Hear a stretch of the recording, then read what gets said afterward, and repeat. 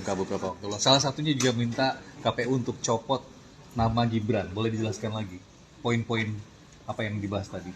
Ya, sebenarnya kalau permohonan KALS itu petitumnya lebih kepada pemberhentian secara tidak hormat Ketua MK Anwar Usman. Nah, mengenai dampaknya pada Gibran itu akan dibicarakan kemudian karena banyak sekali yang harus didiskusikan ya, karena kan ini juga kami harus memberi justifikasi akademik, nggak bisa hanya sebagai emosi saja. Jadi, tapi kami menyadari bahwa publik juga menunggu dampak langsungnya pada pencapresan Gibran, dan ini ada kaitannya, nggak bisa kita pura-pura ini semua nggak terjadi. Tapi kalau dalam petitumnya yang kami mintakan berhenti dulu di proses pada Anwar Usman. Kalau spesifik yang soal nama Gibran tadi minta dicopot KPU, soal kenapa? Boleh diulang. Kalau di kami belum ada ya dalam petitumnya. Tidak dengan hormat. Kami lebih kepada Ketua Anwar MK Usman. karena akan meruntuhkan marwah MK kalau dipertahankan menjadi hakim MK. Karena satu saja tujuannya adalah memperbaiki MK dengan satu yang diinginkan oleh KAUS. Bagian yang kami dapat jadwal kami adalah pemberhentian tidak dengan hormat Pak Anwar Usman sebagai Ketua Mahkamah Konstitusi Republik Indonesia. Yang pencopotan Gibran mungkin tadi di sebelah kiri ya. Iya. LBH. Jadi teman-teman harus memperhatikan juga hari ini itu ada 4 pelaporan. Ya, ada 4 pelaporan.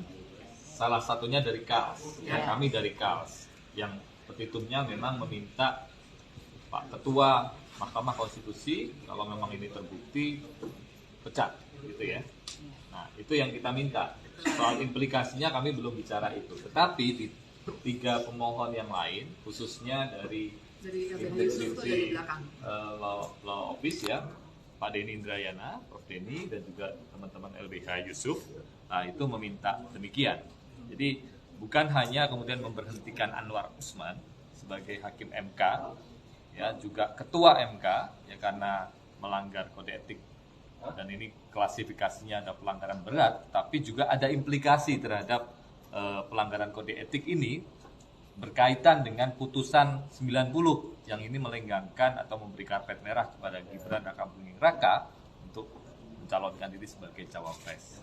Jadi mungkin bisa teman-teman yang lain bisa menambahkan. Mungkin nambah ya, intinya bahwa kami meminta kepada MK-MK itu tidak hanya tertuju pada apa yang diatur di dalam PMK nomor 1 2023, tetapi setidak-tidaknya MK-MK itu juga mempertimbangkan rasa keadilan dari masyarakat yang karena adanya konflik of interest yang dilakukan oleh ketua MK itu membawa dampak ke kegaduhan di dalam pelaksanaan pesta demokrasi yang meloloskan Gibran Rakabuming Raka itu sebagai cawapres. Itu adalah dampak dari adanya konflik of interest.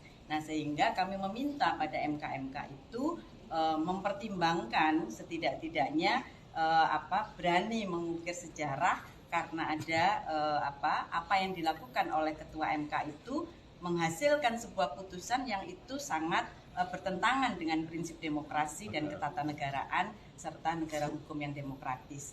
Jadi itu sebetulnya yang ingin kami sampaikan, dan ini semua adalah mencederai marwah dari sebuah lembaga yang namanya Mahkamah Konstitusi. Itu. Ya, Yusuf mungkin mau menambahkan tadi.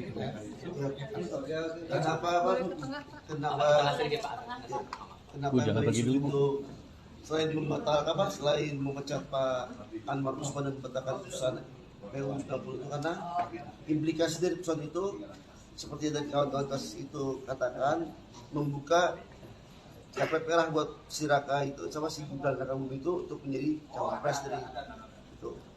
Karena apa? Karena kalau cuma hanya membatalkan putusan MU tapi tanpa membatalkan nama Gibran Rakabuming sebagai calon cawapres itu tidak ada implikasi lagi. Makanya karena ini berkaitan dengan situasi pemilu 2024 nanti, makanya selain memberhentikan Pak Anwar Usman sebagai hakim MK dan sebagai ketua MK dan menimbulkan implikasi hasil putusan itu seperti apa, yaitu membatalkan putusannya dan KPU harus membatalkan nama Gibran Rakabuming sebagai cawapres 2024 ke depannya. Berarti selain akan ke MK bakal ke Bawaslu juga untuk menggugat itu. Harusnya iya.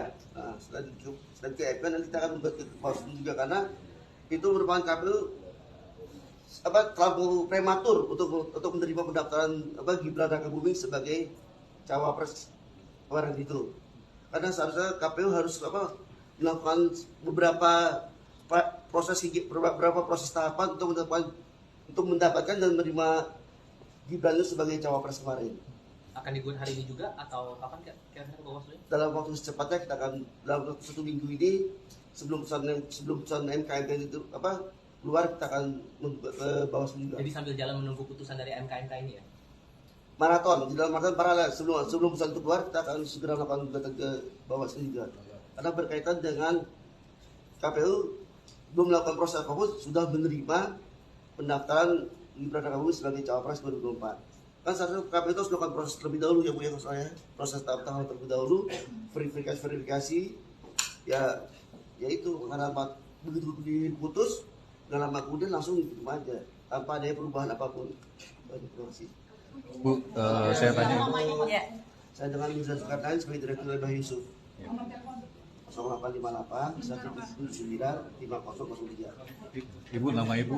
Saya Hesti Armi Bulan dari salah satu anggota dari di pelapor dari KAS. Ibu, tadi Anda mengusulkan agar nanti bisa mengakses sidang tertutup. Bisa dijelaskan lagi? Ya, tentu kan kita sedang MK ini kan juga sebagai bentuk peradilan ya, yang di dalamnya ada pelapor dan ada pihak terlapor. Nah, kami meminta memang di dalam PMK nomor 1 2023 itu adalah sidangnya tertutup. Tetapi tentu memaknai tertutup itu tidak bisa diakses oleh pihak ketiga. Tetapi tentu kami berharap pelapor pun itu juga mendapat akses untuk adanya proses transparansi. Informasi apa saja yang diberikan oleh terlapor atau para pihak yang dimintai keterangan di dalam proses persidangan. Jadi itu yang kami inginkan dari MK karena jujur kita semua kan berharap pada proses persidangan yang dilakukan oleh Majelis Kehormatan Mahkamah Konstitusi ini atas peristiwa atau skandal yang terjadi di Mahkamah Konstitusi dengan adanya putusan 90 PUU tahun 2023 ini. Boleh minta tanggapan dari mewakili pihak KAS, salah satu direktur eksekutif PVRI yang sedih